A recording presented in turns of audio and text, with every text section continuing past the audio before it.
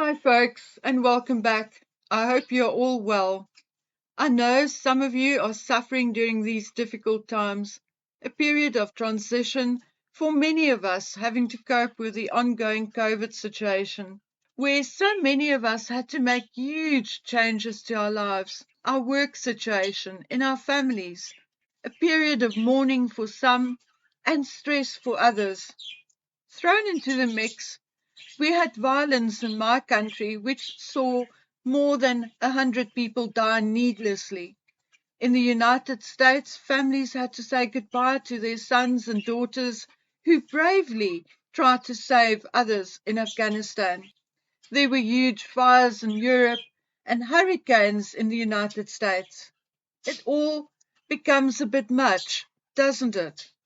Sometimes I feel I'm jumping from Fox News to News 24 like an idiot, and it sometimes becomes a little overwhelming. What the recent barrage of bad news, however, made me realize is just how insignificant Harry and Meghan really are. They are like two flies circling a ball of dung, and it is the dung which is starting to stink and needs to be removed before one of us step in it. Like I promised, I started replying to some email, and most were great, chatty, friendly, supportive, or even informative. But there were a few who really took me out for making the videos about Prince Charles. One in particular even accused me of now working for Harry and Meghan to discredit Prince Charles. Really, my dear, I do not know what planet you are from, but nothing could be further from the truth. What is true, and I've said it many, many times, is that I am pro-monarchy, as it is the one thing someone like me still cling to preserve my history and culture. But what I shall not stand for is dishonesty, fraud, and lies. When it comes to my loyalty is with the people like you and me who have to work for a living, who are raising our children without nannies, or who wash our own clothes or clean our homes ourselves. That is where my loyalty lies, and always will. I have my faults, and I'm not perfect. Far from it. But one thing I am not is unfair. Fairness, in many instances, have been my downfall, just like it has been with this channel having lost a few subscribers because I dared speak about Prince Charles. Well, my dears, I think I have been fair. I mentioned his normal friendships and his good works alongside his more dubious friendships and business deals, etc., etc. Business deals and work which had been heavily criticized, not just by me, but by people way more important and with a lot more power and influence. It is not my fault that Prince Charles, like his younger son and daughter-in-law, does not take kindly to advice and continued his relationships with people he should not have. And I'm not going to turn a blind eye and pretend I'm ignorant just because he happened to be the Queen's firstborn son. So, since I've been accused of something which is not true, let me share with you why I think this way and what I have learned after doing my due diligence. Prince Charles's latest cash for favours involves a gentleman by the name of Michael Fawcett, the Prince's Foundation CEO, who now graciously stepped down from his position while the matter is being investigated. And these are all things I explained in my previous video. Now, some of you may know this and some of you may not, but this is not Michael Fawcett's first resignation, but indeed his third. His service to the royal family began in his late teens when he became a footman to the Queen in 1981. He was promoted to sergeant footman and then assistant valet to Prince Charles. In 1998, he was summoned to explain why 3 members of staff resigned in that year: a chauffeur, an equerry's assistant, and a valet had complained that Michael was using his closeness to Charles to throw his weight around. He resigned, but was back a week later and promoted to Charles's personal assistant. At some point, Charles said of Michael Fawcett, "I can manage without just about anyone except for Michael." In 2001, Elizabeth Burgess, a black former secretary to Prince Charles, told an employment tribunal that Fawcett once called her a effing N-word typist. She said that she told a senior staff member about it, but that they all knew there was no point in making a complaint as Charles adored Michael and nothing would be done about it. Needless to say, the tribunal dismissed her claim. In 2003, Michael Fawcett sought an injunction to prevent the Mail on Sunday publishing a story involving him and the prince. The Guardian finally got the right to report that Fawcett had obtained the injunction, but could not report or repeat the initial claims that were made. To this very day, the English media is not allowed to publish the rumor which led to the injunction. But the injunction did not apply to newspapers elsewhere, and newspapers in Australia, Italy, etc. reported on the central allegations, namely that George Smith, a former valet to Prince Charles, said that he saw the prince having relations, in inverted commas, with his aide Michael Fawcett, and that Fawcett raped him, Smith. The prince declined to address the allegations, as always, but put out a statement that the man who made them was suffering from post-traumatic stress after the Falklands War. In the same year, in 2003, Fawcett was accused of selling unwanted royal gifts and pocketing a percentage of the proceeds. Although he was cleared of misconduct, he picked up the nickname Fawcett the Fence. Cleared or not, he decided to resign, and he quit the royal household, but continued to enjoy Prince Charles's patronage as a freelance fixer and party planner. He also left the royal household with an undisclosed amount of cash as a severance package, money which he then used to set up an events company, Premier Mode, in 2006, alongside his wife Debbie. He, however, still served, or was reappointed eventually, as chief executive of Dumfries House, and was then promoted to the Princess Foundation in 2018, where he now earned approximately £95,000 per year. Now, like I said in a previous video, Charles is denying any knowledge about Michael Fawcett's dealings and arrangements with Saudi businessman Mahfouz. Now, here is where I get mightily ticked off. We all make mistakes in our lifetimes, some small and some are big ones. But usually we apologize for those mistakes or bear the fallout from our mistakes. Then we hopefully go on to learn from them and move on, albeit older and wiser. But not so Prince Charles, Prince Andrew, Prince Henry, and his wife Meghan Markle. With these 4, there is a definite pattern of entitlement and taking the Queen's motto of never complain, never explain to an extreme level. They appear to think that the public are all morons. And just as I know some of you here today are recoiling from my harsh words, let me explain myself in terms of Prince Charles and Michael Fawcett. 1. There were obvious allegations of racism towards Fawcett.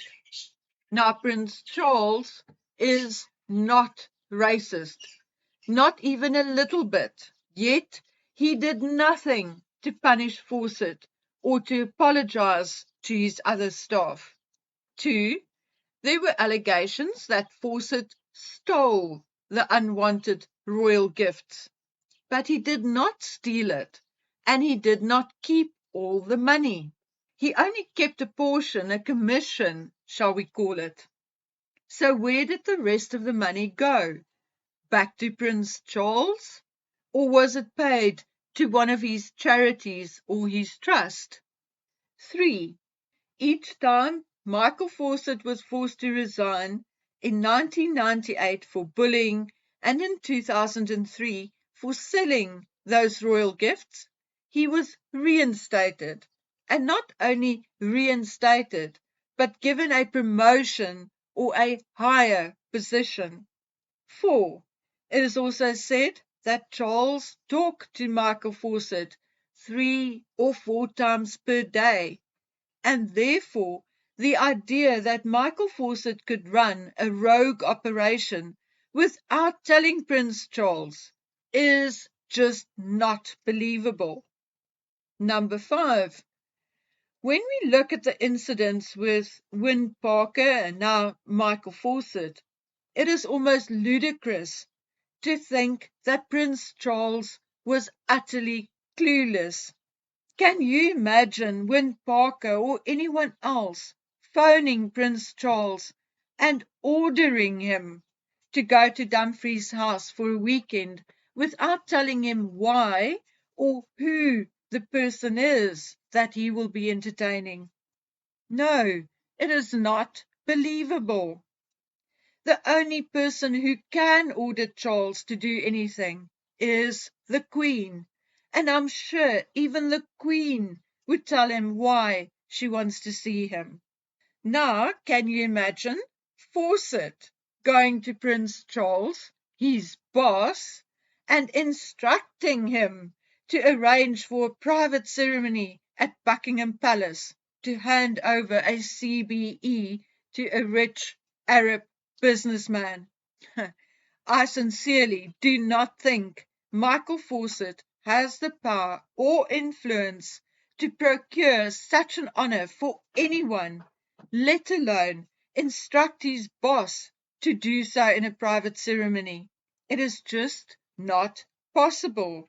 And that, my friends, is why I do not believe Prince Charles and believe that he knew about and went along with Win Parker and Michael Fawcett's plans. That is, if the plans were not his to start off with. Number 6. I'm not even at this point going to discuss Prince Charles, Michael Fawcett, and the loaned and gifted artworks at Dumfries' house, which turned out to be forgeries. It is just too much to take in for one day. If you are interested in hearing more about these artworks, then please let me know in the comment section and I'll put it into a next video. Now, like I always say, once is an accident, twice is a coincidence, but 3 or 4 or 5 times are suspicious. Now you may ask, is it dangerous for me to ask these questions and to express my opinion? Yes, it is. But is it my right to give my opinion? You bet your bottom dollar it is. Okay, now let us talk about what you have all been waiting for. By now, some or most of you will know about the video Princess Tiffany on YouTube put out with regards to Lilibet and the person who now claims she was the surrogate. The single mom of two said that she is now prepared to break the NDA as Harry and Meghan are still owing her money for expenses. Now, I cannot tell you whether that is all true, and nor can I tell you that it is fake. The basics are very similar to what I had been told. But there are a few fundamental differences between what I was told and what this person told Princess Tiffany. So let me tell you what I have been told, and I'll share what I can without exposing the person or persons who assisted and sent me the information. On the 6th of June, 2 days after Lilibet was allegedly born, an acquaintance of mine phoned the Santa Barbara Cottage Hospital. Now, I'm not going to play the call, but as you can see from the screenshot, a doctor she was transferred to knew nothing about any such birth at that hospital at that time. Now, unfortunately, the media liaison person was not in at the time, as it was a Sunday when my friend called. However, she left a message but was never called back. However, if you look at the screenshot of the phone call and the screenshot of the address and phone number of the Santa Barbara Cottage Hospital, you will see that my friend did indeed phone the hospital. To date, no one from that hospital has confirmed or denied that Lily was born there on the 4th of June, or any other day for that matter. Now, once again, before anyone reminds me that doctors and nurses are bound by a code of ethics, yes, I know, but never ever have we asked for private or medical information, only to confirm or deny that the child was born there. As a matter of fact, we did not even ask whether the child was born of the body of Meghan Markle.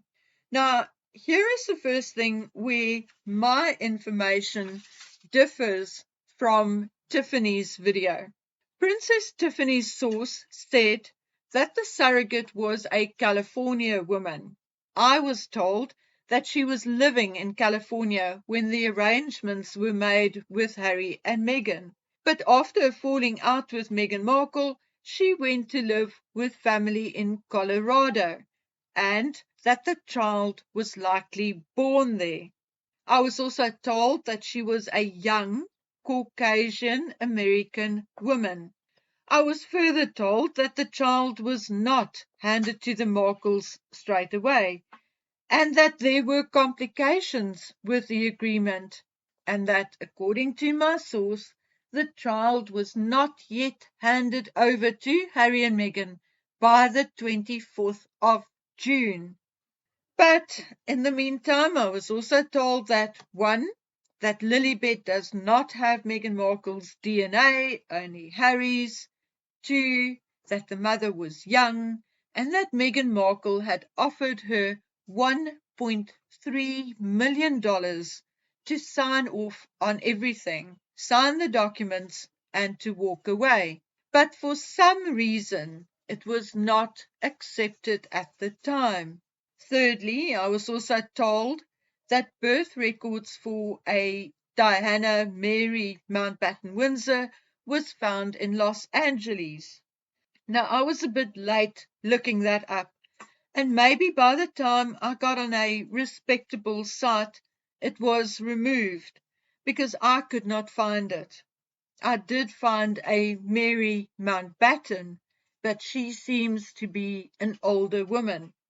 So again, I cannot confirm that Tiffany's story is correct, and I cannot confirm that my information is correct either. But it is obvious that there are similarities, However, whether the surrogate has other children or not is not of any consequence. What is of consequence is that there should not be any such rumors or doubts about a royal child. What is of consequence is that the head of the royal family should dispel any such rumors with facts to uphold the royal family's own credibility.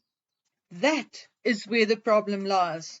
For as long as members of the royal family keep shying away from important questions which affect their credibility, we shall continue to disbelieve and mistrust them each time matters like this, for example, Lily and Archie, or Charles's cash for favors, or Andrew's friendship with Mr. E, crops up, and it will eat away and erode the love and loyalty we have for them. Surrogacy is nothing to be ashamed about. It is a relatively modern and selfless act. It is a beautiful act of love, giving someone the greatest gift you can give. Now, as a parent, if you truly love your children, why would anyone even care about titles or possible titles in the future? Even if a child does not have your DNA and it was a straightforward adoption, once you take that child in your arms, he or she is yours to love and care for, not to lie to or lie about. If Charles made a mistake or mistakes, he should open his mouth, explain himself, and apologize if possible or if needed. That is a sign of bravery and a leader, someone we can trust. To allow and to expect someone else or an employee to take the fall for you time and time again is the sign of a yellow belly coward. It is good to be loyal to your friends, but to use your power to put them into positions they do not deserve and to consciously turn a blind eye to their misdeeds is an abuse of power. How long can this family sustain these serious issues? I don't know, but not forever, that is for sure. And maybe there is a solid basis to the stories that Camilla is very angry about the rumors that Charles will not become king, but that he will be forced to abdicate in favor of William. Another story I heard is that Queen Elizabeth herself is set on being the last monarch of Great Britain. Now, who knows what's going on behind closed doors? But in my opinion, this soap opera cannot continue. It is not good for anyone in the royal family's orbit, or for the country, or for its people, or even the Commonwealth. Now, my dear friends, I hope that you have taken some of this to heart. Obviously, a lot of you will not be happy with what I said, and I am fully prepared to receive some more nasty email, but that's fine. All I'm asking from you for now is that you take good care of yourselves until we meet on the next video. Bye!